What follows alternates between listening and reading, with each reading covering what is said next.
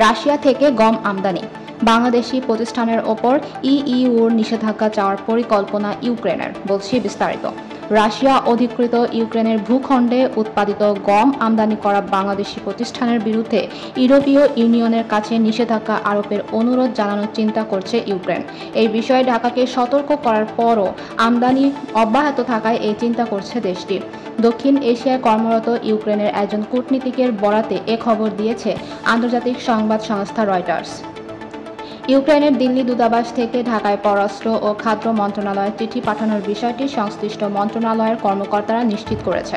বাংলাদেশের সংশ্লিষ্ট কর্মকর্তারা জানান, রাশিয়া থেকে সরকারি খাতের তুলনায় বেসরকারি খাতে অনেক বেশি গম আমদানি করা হয়। তবে বাংলাদেশ সাধারণত অনিয়মিত কোনো উৎস থেকে গম আমদানি করে না। রয়টার্সের প্রতিবেদনে বলা হয়, রাশিয়ার সামরিক বাহিনী 2014 সাল থেকে ইউক্রেনের দক্ষিণাঞ্চলে বিশাল কৃষি এলাকা দখল রেখেছে। সেখান থেকে উৎপাদিত গম রাশিয়া চুরি করছে বলে অভিযোগ তুলেছে কিয়েভ। তবে রাশিয়ার শীর্ষস্থানীয় কর্মকর্তারা বলেছেন, গম বা কৃষি পণ্য চুরির কোনো ঘটনায় তারা জড়িত নয়, কারণ যে ভূখণ্ড একসময় ইউক্রেনের অংশ বলে বিবেচিত হতো সেটি এখন রাশিয়ার অংশ এবং চিরকালই তাই থাকবে।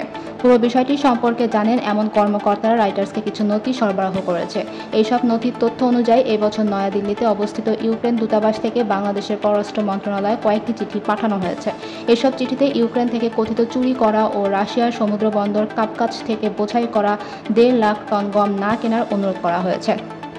গোপনীয় এই চিঠির বিষয়ে ভারতে নিযুক্ত ইউক্রেনের রাষ্ট্রদূত অলেকসান্ডার পোলিশচুক বলেন, চিঠির বিষয়ে ঢাকা থেকে তারা কোনো সাড়া পাননি। কিয়েভ এ বিষয়ে আরও তৎপর হবে এমনটা জানিয়ে তিনি বলেন, তাদের গোয়েন্দা তথ্য বলেছে জাহাজে বোঝাইয়ের আগে রাশিয়া অধিকৃত ইউক্রেন অঞ্চলে গমের সঙ্গে রাশিয়ায় উৎপাদিত গম মিশিয়ে দিচ্ছে। নয়াদিল্লিতে ইউক্রেনের দূতাবাসে রয়টার্সকে এক সাক্ষাৎকারে পোলিশচুক বলেন, এটা অপরাধ।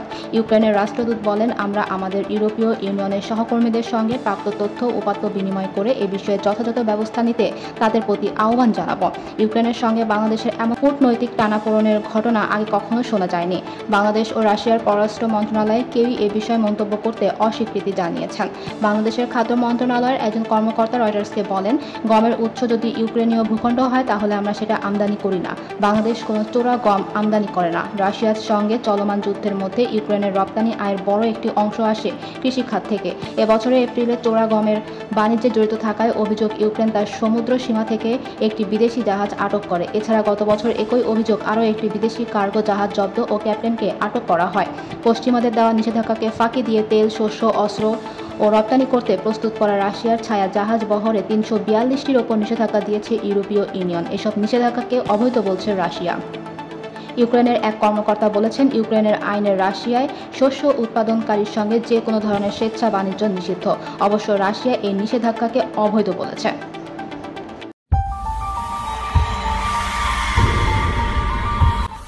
এখন দেখছেন CNW নিউজ টিভি।